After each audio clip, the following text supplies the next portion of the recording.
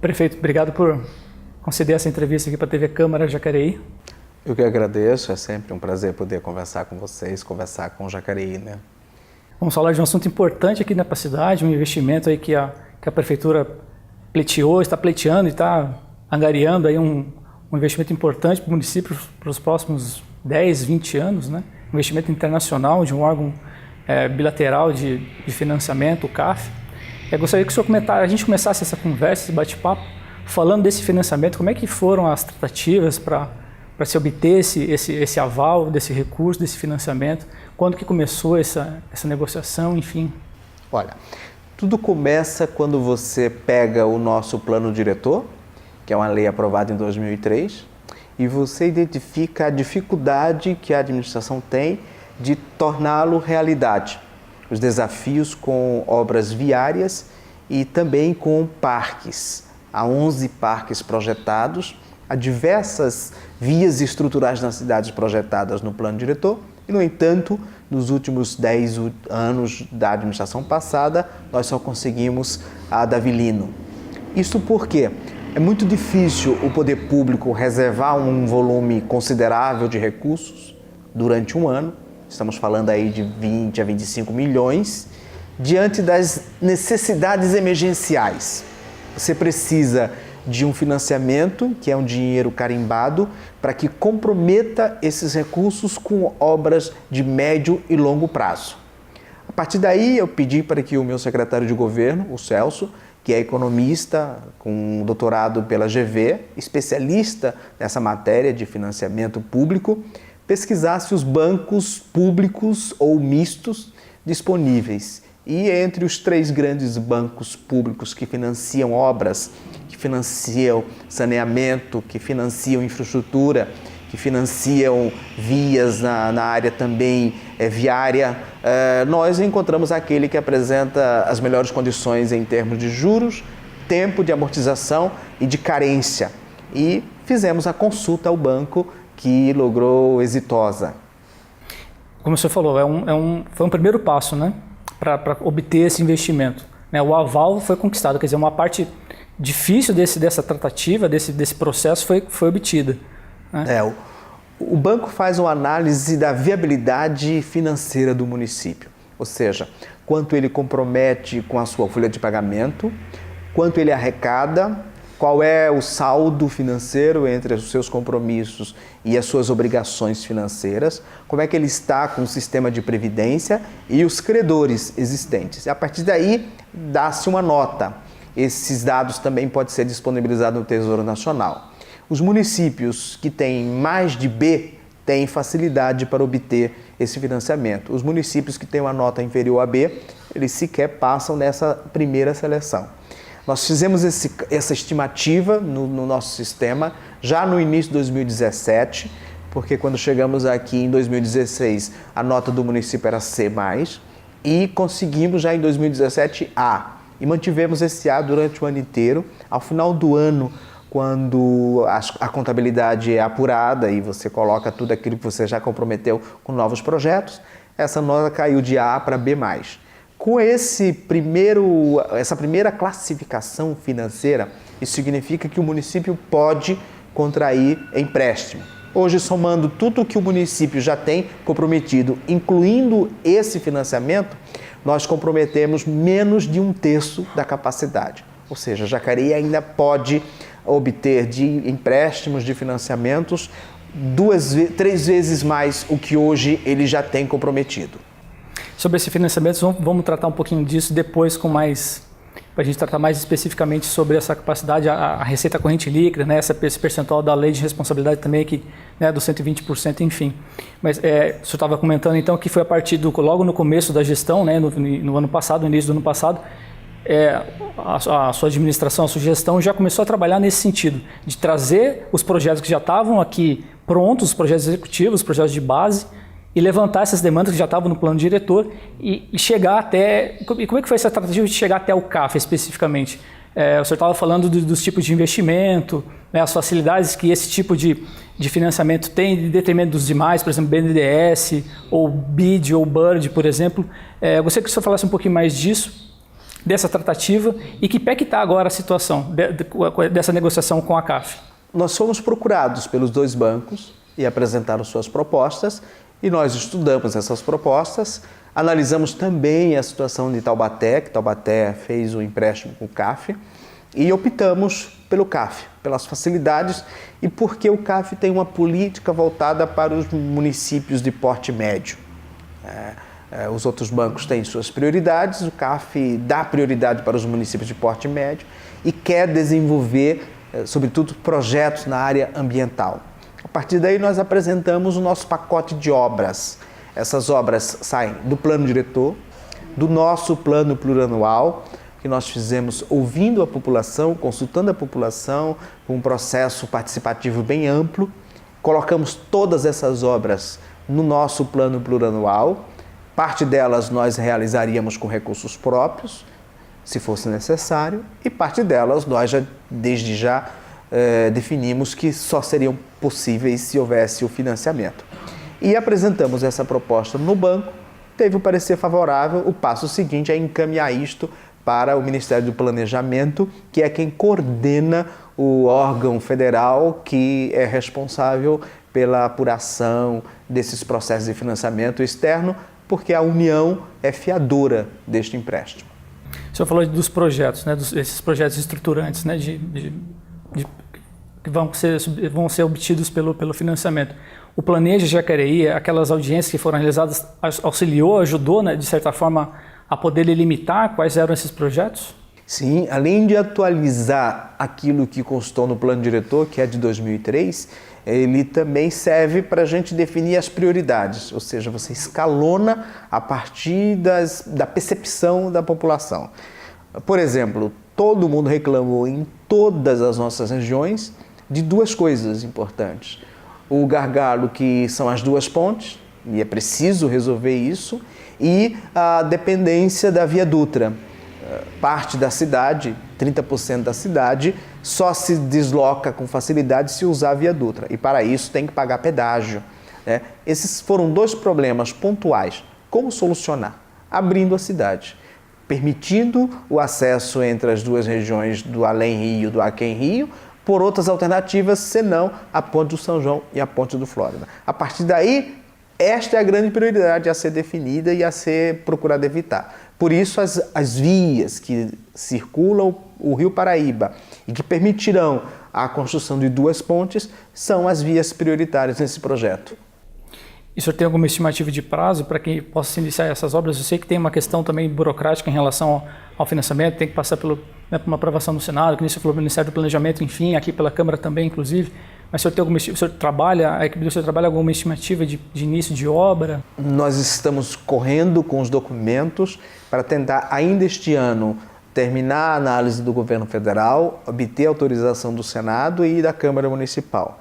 Paralelo a isso, nós já temos mais da metade dos projetos prontos, definidos, inclusive com projetos executivos, vários deles feitos em gestões passadas. Nós temos projeto aqui feito em 2009, ou seja, com mais de 8 anos, que estava feito, contratado pelo município, à espera de uma oportunidade para ser executado, que é o projeto da avenida na Escola Agrícola com a terceira ponte. É um projeto de 2009, que foi contratado pelo município. Esses projetos nós já colocamos na CETESB, os que dependem de licenciamento. Assim que for obtida a licença da CETESB, a gente licita. A tendência é este ano já começar as licitações. Assim que o Senado aprovar, nós já temos certeza absoluta da contratação e podemos abrir as licitações. E esperamos que as obras se iniciem já no primeiro semestre do ano que vem, porque nós teremos 3 anos para executar esse pacote de obras com 1 ano de carência. Então, de 3 a 4 anos, nós teremos essas 8 novas ou duplicadas vias, os 5 parques lineares e toda essa extensão ligando os parques às áreas de lazer, os educamais, com ciclovias ou ciclofaixas. O senhor falou agora dessas etapas. O projeto, a assinatura do contrato é feita por obra ou ele é feita pelo total das obras? É um pacote só? É feito pelo total do financiamento. A gestão das obras é exclusivamente do município. O banco só empresta, o banco vê o cronograma dessas obras e vai repassando à medida em que os contratos de execução com as empresas são assinados. Mas há uma programação de desembolso durante 4 anos que pode ser antecipado para 3, se a Prefeitura for célere na aprovação dos projetos na CETESB, na realização das licitações e na assinatura dos contratos. Mas pode se estender a 4 anos. São 4 anos, então, de execução. E o senhor estava falando em relação ao financiamento, são de carência? 3 anos de carência para começar a pagar a primeira parcela e depois 16 anos para pagamento de todo esse empréstimo. Ou seja, 20 anos, então, todo esse programa de obras de infraestrutura, um projeto aí de 3 anos, 4 anos de execução, mais 16 anos de financiamento, 20 anos, vamos dizer, de uma forma geral, 20 anos para quitar Exatamente. Esse financiamento. Falando de financiamento, vamos continuar falando um pouquinho de financiamento também em relação às contrapartidas, né, que tem desse contrato. A CAF tinha um percentual de 50% de contrapartida que o contratante, né, no caso, o contratado, no caso, né, o aquisitor do financiamento, ele teria que executar com dinheiro próprio, com recurso próprio, obras de infraestruturas relacionadas a questões similares do valor contratado. Por exemplo, construção de creche, construção de escola, construção de ruas, enfim. Esse percentual foi reduzido, né, de 50% para 20%.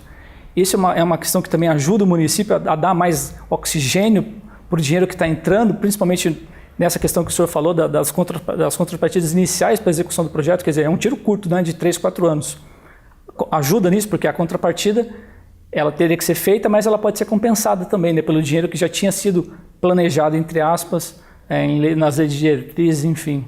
Gostaria que o senhor comentasse um pouquinho sobre isso. A partir do momento que você apresenta o projeto, todo investimento ali relacionado já começa a valer como contrapartida, porque abrange o investimento público neste período considerado a partir de 2017.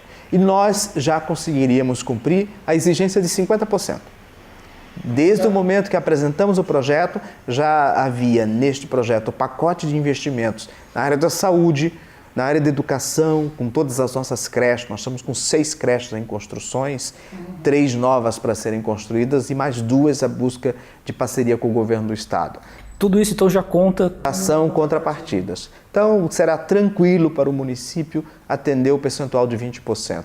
Até porque nós estamos falando aí em reais de um investimento de 240 milhões. Isso corresponde hoje a 25% do orçamento anual. Se você multiplicar por 4, que é o período de execução, vai corresponder 25% dividido por 4 a 7 e poucos por cento do orçamento. Quer dizer, não é possível que o município não tenha capacidade de investir na saúde, na educação, na assistência, na mobilidade, outras obras que não essas previstas no contrato, nesse percentual de 7% a 8% do orçamento do município. Portanto, é tranquilo para o município essas novas condições do financiamento. Essas contrapartidas, esses projetos de contrapartida já foram estabelecidos, já foram apontados? Como é que foi trabalhar essa demanda? Em 2 momentos. Primeiro, no PPA.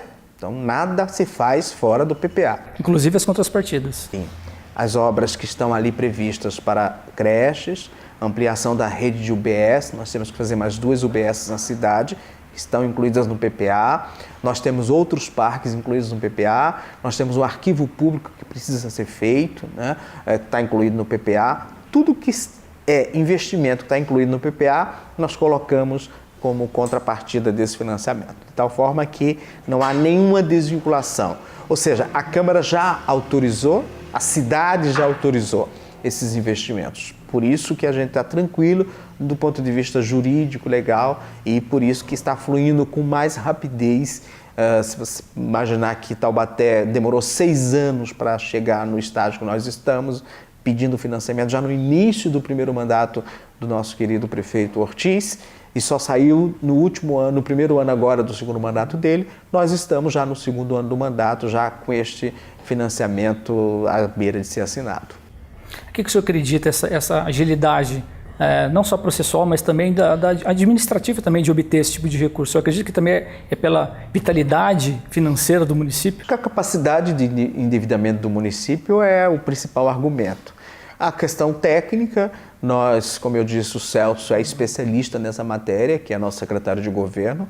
Além disso, pôde contar com a assessoria da Secretaria de Infra e da Secretaria de Finanças. Nós temos aqui um técnico na Secretaria de Finanças que já trabalhou em outros financiamentos internacionais e, portanto, conhece bem toda essa metodologia. E contato político, né? Não se faz nada na política sem contato político. Eu tive o privilégio de procurar o gabinete do senador José Serra e ele me atendeu e colocou toda a equipe técnica do Senado, do seu gabinete à disposição para nos orientar, nos ajudar. Mesma coisa com o ministro Aloysio Nunes, que foi meu colega no governo do estado e que é senador e hoje ministro de Relações Exteriores, também se colocou à disposição para nos ajudar, e o Eduardo Cury. Então, quando você tem esse apoio técnico e esse aporte político de ajuda, as coisas tramitam com maior rapidez. Nós apresentamos logo o projeto, eu estive na primeira reunião para defender o projeto, para justificar os investimentos, para justificar as escolhas. O Celso foi comigo para justificar tecnicamente toda a parte econômica e com isso tramitou rapidamente nos ministérios. O senhor estava falando também da capacidade de investimento do município a médio prazo, né? Hoje a dívida do município está a 47%, se não me engano, da receita corrente líquida. O senhor tem uma estimativa de médio, não longo prazo, mas de médio prazo desse investimento? O senhor já acabou de falar um pouco disso, mas em cima da receita corrente líquida de percentuais ao longo desses 20 anos, vamos dizer? Não, mas o que acontece? Quando for feito o contrato, isso vai ser um dos itens do contrato, um extrato. Isso é em dólar, depende de outros fatores, correto? O que eu posso garantir é que, mesmo com esse financiamento e com todas as obrigações do IPMJ, que é o maior volume de dívida que o município tem, é menor que 1/3. Ou seja, você ainda tem folga para outros governos futuros postularem novos financiamentos. Não tira a capacidade de investimento. Se você pudesse emprestar 10, até hoje, com esse empréstimo, nós estamos tomando emprestado 33. Ou seja, ainda sobram 66 para serem emprestados. Novos governos, se buscarem novos financiamentos, se buscarem novos projetos de longo prazo, ainda terão essa margem grande. Tem gordura para queimar. E você mantendo o controle das dívidas públicas, que é basicamente pagando em dia o IPMJ, que estamos pagando em dia os precatórios, que estamos pagando, e o controle da despesa com o pessoal, que está abaixo de 40%, você tem saúde financeira suficiente para buscar financiamentos de médio e longo prazo. Eu também acompanho em relação ao orçamento, né, à lei orçamentária. Existe uma estimativa até relativamente tranquila para Jacareí, né? Ela vem numa crescente e isso a tendência é se manter também. Parte disso é relacionada à capacidade do município que tem de arrecadar, né, de fazer cumprir aquilo que, né, dos contratos, enfim, da arrecadação, principalmente ICMS, IPTU, enfim, dos impostos. É disso também que a gente está se falando, de capacidade de arrecadação? Sim, e os mecanismos de controle que se institucionalizaram no Brasil, principalmente a partir da Lei de Responsabilidade Fiscal, com o Tribunal de Contas observando rigorosamente, com o sistema previdenciário federalizando-se. Hoje o Ministério toma conta de todo o sistema de previdência, então não é possível dever o IPMJ, você tem rigor no tocante aos restos a pagar, que compromete a aprovação de contas dos prefeitos. Então, se você não deixa restos a pagar, se você não pode fazer dívidas de longo prazo sem autorização do Senado, se você não pode dever a Previdência, porque senão bloqueia o repasse de recursos, esse sistema de controle que se faz a partir do governo federal e dos órgãos de conta é que colocar as contas dos municípios em dia. Hoje é preciso o prefeito ser muito irresponsável para fazer besteira nesta área fiscal. Não anda, né? Se tiver algum empecilho na lei de responsabilidade, tudo isso vai por água abaixo. Com certeza. Prefeito, vamos falar um pouquinho agora então sobre obra, né? Sobre essas obras que estão sendo colocadas aí nesse pacote de infraestrutura. A gente conversou aqui um pouco sobre o Planeja Jacareí, né, que é as audiências que foram realizadas aí junto à população para saber das demandas, né, daquilo que a população anseia. Mobilidade, infraestrutura, esporte e lazer estavam entre as principais apontamentos aí que o senhor também já comentou. O senhor acredita que depois dessas obras executadas, daqui 5, 10 anos, O senhor acha que essas demandas que foram lá colocadas no Planejamento de Jacareí, elas vão ser atendidas, a população vai estar satisfeita com essa nova cidade que se vislumbra aí para o médio prazo? Olha, nós vamos executar todas as obras de infraestrutura e de mobilidade que colocamos num plano plurianual. Além desse financiamento, nós temos um pacote com recursos próprios previstos, que não vamos retirar todos os recursos próprios. Isto é tranquilo. Claro que algum processo pode demorar, questões dependendo de licença, questões dependendo de aprovação do Tribunal de Contas, de licitações, a Justiça às vezes interfere. Então não há uma garantia porque o processo não está sob o domínio total da Prefeitura. Mas nós temos condições de começar, avançar e deixar pronto para serem concluídas todas essas obras. Isso inclui infraestrutura e mobilidade. Mas além dessas obras que estão previstas nesse financiamento, que são as obras que exigem um fôlego maior, nós estamos avançando demais no projeto de asfalto dos bairros urbanos, já desde 2017, e com certeza em 2020 concluiremos todos os bairros urbanos com asfalto, os que não tem hoje, deixando só os bairros mistos, que são aqueles de vocação rural, que se transformaram hoje em urbanos para uma etapa seguinte. E estamos avançando a regularização das 22 áreas irregulares da nossa cidade. Com isso, nós melhoraremos bastante a infraestrutura da cidade. Além disso, o SAI conseguiu uma liberação de recursos do PAC e vai avançar também no projeto de tratamento de esgoto na cidade, que é outro viés importante de infraestrutura.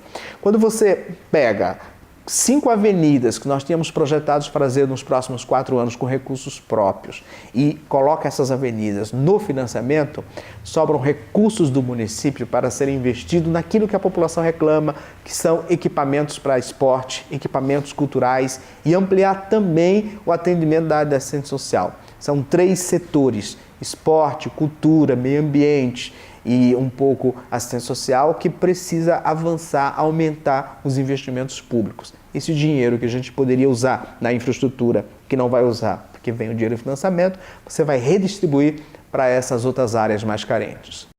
É uma forma de remanejar e uma forma também de otimizar tudo isso de uma maneira muito mais rápida, porque o recurso já vai vir, né? Já vai estar garantido esses 240 milhões. Então você tira de um lado, coloca nos setores também que são cruciais e faz também compensar, também é uma forma também de compensar a contrapartida, correto ou não? Ou isso também não entra na contrapartida? Entra, né? A contrapartida está tranquila. Nós provavelmente em 2020 já teremos cumprido integralmente. As obras de creche estão aí avançando, já estão licitadas, tem 3 para serem entregas, mais 2 que começam o ano que vem, as 2 UBS vamos começar o ano que vem, o nosso pronto-socorro municipal vamos começar o ano que vem, então vamos superar em muito a contrapartida. Tem mais alguma obra que o senhor lembra, que o senhor possa comentar também a respeito disso? O senhor falou agora das creches, da UBS, do pronto-socorro, tem mais alguma que o senhor se recorde, assim, que também possa entrar nesse pacote de... Nós precisamos fazer um novo arquivo, ele é um arquivo público que está no lugar provisório. Nós temos também uma área muito ruim, onde é o depósito praticamente de material da Secretaria de Administração, e é um prédio que está dentro do complexo da saúde. Nós precisamos liberar aquele espaço, até porque a saúde precisa desse espaço para ampliar. Tem essa construção que precisa ser feita. Prefeito, obrigado pela entrevista. Se o senhor queria deixar algum recado para a população, enfim, alguma nota para os moradores aqui da cidade a respeito desse planejamento para o médio prazo. Eu acredito que a administração, pensando não só no curto prazo, com as demandas de entre aspas, pronto atendimento, mas pensando e planejando no médio e longo prazo, isso pode dar uma outra cara para a cidade, não só para o município em termos de urbanismo, de infraestrutura, mas para a população, né? De autoestima para a população. Eu queria que o senhor falasse um pouquinho falando especificamente para o morador da cidade que mora em regiões assim mais afastadas, que também não tem, às vezes, toda essa noção de planejamento, de infraestrutura do município, enfim, um recado para essas pessoas desse planejamento, desse planejo de Jacareí que está olhando para o futuro, se vislumbra uma nova Jacareí para o futuro. Gostaria que o senhor deixasse uma nota, um recado aí para os moradores, enfim. Eu acho que a primeira coisa é que nós aproveitamos o que já existia em termos de projetos, aproveitamos o que já tinha sido definido em termos de legislação principalmente nosso plano diretor. Nós escutamos a população durante o primeiro semestre inteiro, conversamos bastante com os vereadores, e aí os 10 vereadores, os 13 vereadores votaram favorável ao nosso PPA, votaram nas LDOs, que são as leis que definem as prioridades dentro de cada ano. Foi uma articulação entre o prefeito, a Câmara dos Vereadores e toda a comunidade que se dispôs a participar, para a gente colocar com esse financiamento as obras que exigem um volume grande de recursos, para sobrar recursos próprios para as pequenas, porém indispensáveis obras. Nós estamos terminando o asfalto do 22 de abril, nós estamos começando o asfalto do 1º de maio e vamos terminar as ruas no 1º de maio. Nós vamos avançar em algumas ruas que tem em alguns bairros, como Nova Jacareí, lá a ligação do Meia Lua à Lagoa Azul, 2 ruas no Bandeira Branca. Vamos fazer o Bela Vista, que é uma área bastante carente na cidade. Este ano e até o ano que vem nós terminamos toda essa região oeste. Depois tem o Parque dos Príncipes, o Marquês e o Paraíso, que tem um conjunto de obras para serem feitas, que são asfaltos naquelas vias, que também faremos o ano que vem. Começa esse ano e termina o ano que vem. Enfim, nós vamos em 2020 ter a cidade com a infraestrutura necessária para poder olhar para o resto da cidade, que são os bairros que estão mais afastados do centro, preparando a cidade para que todos vivam bem e melhor nela. Tem muito trabalho pela frente. Obrigado, prefeito.